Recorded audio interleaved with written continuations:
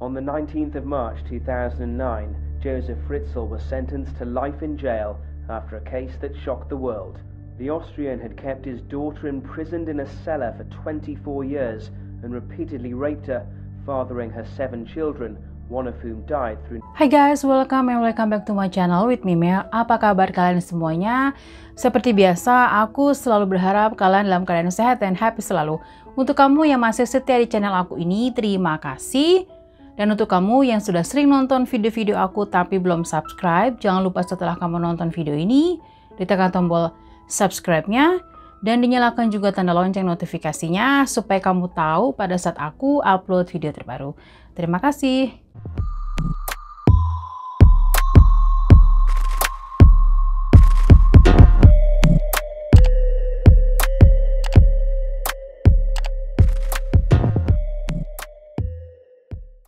Kali ini aku mau bawain satu kasus lagi yang menurut aku ini sangat-sangat tragis, di mana seorang ayah kandung menyekap dan memenjarakan anak perempuannya sendiri di basement.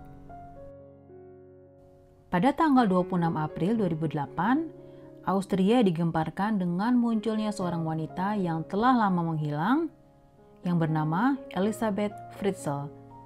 Elisabeth datang ke sebuah rumah sakit, tepatnya di sebuah kota kecil yang bernama Amstetten, untuk membesuk anak perempuannya yang berumur 19 tahun. Elisabeth dilahirkan pada tanggal 6 April 1966 di Austria. Ayah Elisabeth bernama Josef Fritzl dan ibunya bernama Rosemary. Mereka memiliki 7 orang anak. Ayah Elisabeth ini sangat temperamen terhadap istri dan anak-anaknya. Istri dan anak-anaknya ini tidak pernah diperbolehkan memiliki teman, bahkan untuk pergi keluar saja tidak pernah diizinkan. Ayah Elisabeth selalu membawa Elisabeth kemanapun dia pergi. Ibunya Elisabeth ini sangat takut akan suaminya, karena Josef sering memukuli dan menyiksa ibunya jika dia membantah apa yang dikatakan si Josef ini. Bahkan pernah satu waktu teman Elisabeth datang berkunjung untuk mengajak main si Elisabeth, dan langsung dong diusir oleh ayahnya. Pada saat Elisabeth berusia 11 tahun, Josef sudah sering melakukan tindakan kekerasan. Untuk menyelamatkan diri dari ayahnya, Elisabeth pernah kabur dari rumahnya pada bulan Januari 1983. Elisabeth bersembunyi di Vienna di rumah kerabatnya. Dan setelah 3 minggu, akhirnya polisi menemukannya dan mengembalikannya kepada orang tuanya. Elisabeth pun meneruskan studinya, dan setelah lulus dia berencana akan melamar pekerjaan sehingga dia bisa keluar dari rumah orang tuanya. Hingga pada tanggal 28 Agustus 1984, ayahnya meminta bantuan kepada Elisabeth untuk memindahkan pintu di basement rumahnya. Jadi ayahnya Elisabeth ini pada saat itu sedang membuat proyek ruang di bawah tanah. Dan sebagai informasi, bahwa Josef ini merupakan ahli bangunan dan instalasi listrik. Dan ternyata disitulah awal kehancuran hidup Elisabeth. Pada saat Elisabeth memegang pintu, tiba-tiba dari belakang, Josef ayahnya ini membekap Elisabeth dengan handuk kecil yang sudah ada obat biusnya. Sampai Elisabeth pun tidak sadarkan diri, dan dia ditempatkan di ruang sempit dan gelap. Rosemary, ibunya, menduga kalau Elisabeth itu hilang dan langsung melaporkan ke pihak kepolisian. Setelah polisi melakukan investigasi selama 1 bulan, Josef melaporkan ke polisi bahwa dia mendapatkan surat yang ditulis oleh Elisabeth, yang isinya bahwa Elisabeth sudah tidak sanggup lagi tinggal bersama keluarganya, dan dia berpesan kepada orang tuanya untuk tidak mencari dia lagi. Jadi Josef ini berpura-pura kalau dia tidak tahu menahu tentang anaknya itu. Bapak macam apa itu ya, padahal anaknya ada di basement.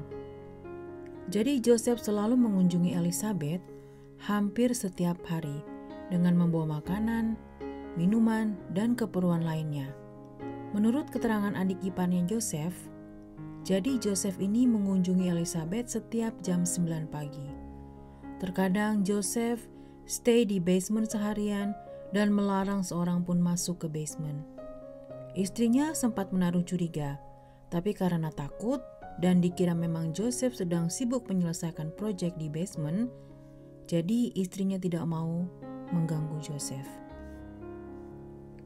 Dan Joseph pun tidak pernah mengatakan yang sebenarnya. Panjang basementnya sekitar 5 meter dan dibangun ruangan-ruangan yang sangat kecil seperti kamar mandi, kamar kecil, dapur, dan ada televisi, radio, serta video player. Dan hanya ada 2 akses keluar masuk yang terbuat dari metal dan hanya bisa diakses oleh Joseph. Hanya Joseph yang tahu kodenya. 2 tahun pertama, Elizabeth tinggal sendiri di basement yang gelap, bahkan kakinya dirantai. Dan Joseph pun semakin menggila. Setiap malam, Joseph menemui Elizabeth dan memaksa Elizabeth untuk nonton video dewasa, dan setelah itu, Joseph memperkosa Elizabeth.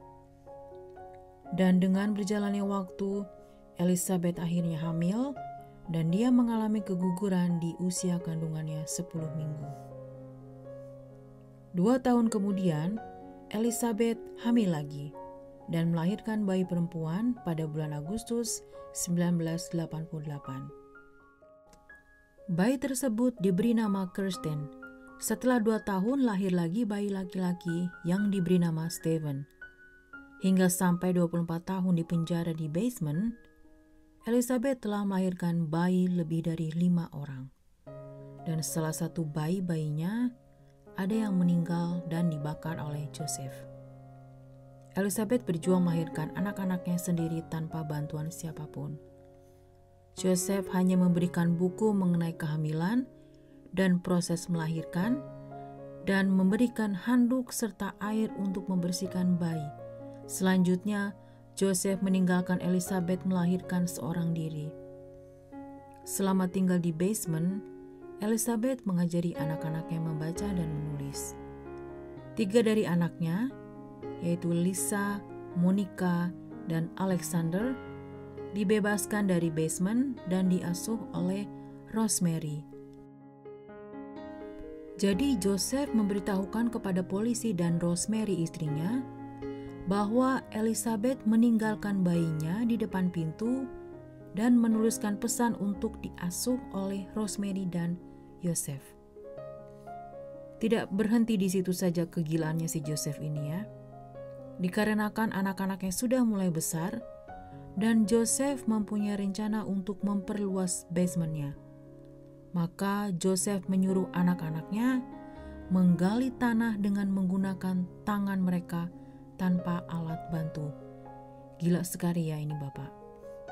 Joseph juga sering melakukan tindakan kekerasan terhadap anak-anak tersebut dan menghukum mereka dengan cara mematikan lampu dan tidak memberi makanan selama beberapa hari.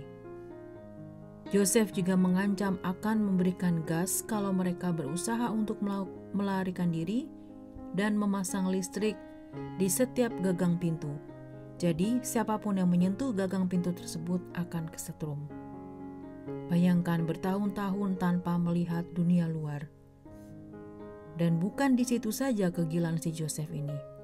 Bahkan dia juga menyiksa anak-anak tersebut secara psikologis dengan memberikan gambar-gambar mengenai anak-anak yang bebas di luar sana. Mereka bisa bermain, mereka bisa menikmati sinar matahari, salju, dan lain-lainnya. Jadi ini membuat psikologi anak-anak itu semakin tertekan dan trauma. Secara mereka tidak tahu kehidupan normal di sana. Tidak ada ventilasi, jendela, dan hanya ada tembok. Tidak ada yang tahu sampai kapan mereka akan dipenjara di basement. Hingga pada tahun 2008, anak perempuan Elizabeth yang bernama Kirsten, yang sudah berumur 19 tahun, sakit. Dan Elizabeth memohon kepada Joseph untuk membawa Kirsten ke rumah sakit. Sesampainya di rumah sakit, Joseph memberitahukan kepada perawat mengenai keadaannya Kirsten. Pihak rumah sakit tidak menemukan file Kirsten, dan perawat menaruh curiga terhadap Joseph yang menunjukkan gelagat yang sangat aneh. hingga akhirnya pihak rumah sakit menghubungi polisi. Setelah melakukan investigasi, polisi pun membuka kembali file kasus menghilangnya Elizabeth dan melihat kembali surat-surat yang ditulis Elizabeth. Setelah dianalisa, terlihat bahwa hasil tulisan yang Elizabeth tulis sepertinya mengandung unsur paksaan di bawah tekanan. Dan pada tanggal 28 Agustus 2008, akhirnya Joseph yang berada di bawah tekanan karena polisi sudah mulai mencurigai tindakannya, dia mengizinkan Elizabeth untuk melihat anaknya di rumah sakit. Akhirnya, setelah 24 tahun terpenjara di basement, dia bisa keluar. Elizabeth langsung meluncur ke rumah sakit dan petugas rumah sakit langsung menghubungi polisi dan menahan Elizabeth untuk dimintai keterangan. Elizabeth memohon kepada pihak polisi untuk tidak mempertemukan kembali dengan Joseph karena dia sangat trauma. Joseph langsung ditahan malam itu juga, dan polisi mengamankan anak-anaknya Elizabeth. Ada kesaksian seorang polisi pada saat membebaskan anak-anaknya. Dia melihat mereka sangat takjub melihat langit yang indah, bintang, pemandangan luar dari kaca mobil polisi tersebut. Dan itu membuat polisi sangat terharu, secara mereka tidak pernah melihat dunia luar. Rosemary mengaku tidak tahu menahu mengenai penahanan anaknya di basement. Apa mungkin sebenarnya dia sudah tahu ya, tapi karena dia takut terhadap Joseph, jadi dia pasrah aja. Joseph pun dinyatakan bersalah atas tindakan penyiksaan, pembunuhan, perbudakan, kekerasan seksual. Pengadilan menetapkan Joseph bersalah dan dihukum seumur hidup. Elizabeth dan anak-anaknya mendapatkan pengobatan medis dan psikologi. Saat ini mereka tinggal di sebuah desa kecil yang dirahasiakan lokasinya. Dan mereka pun sangat diawasi keberadaannya. Saat ini usia Elizabeth sekitar 50 tahunan. Dan pada tahun 2017, Joseph Fritzl mengganti namanya menjadi Joseph Meyhoff. Salah satu wartawan Inggris mewawancari Joseph di penjara, dan Joseph mengatakan kalau dia tidak pernah menyesal dengan apa yang sudah diperbuatnya.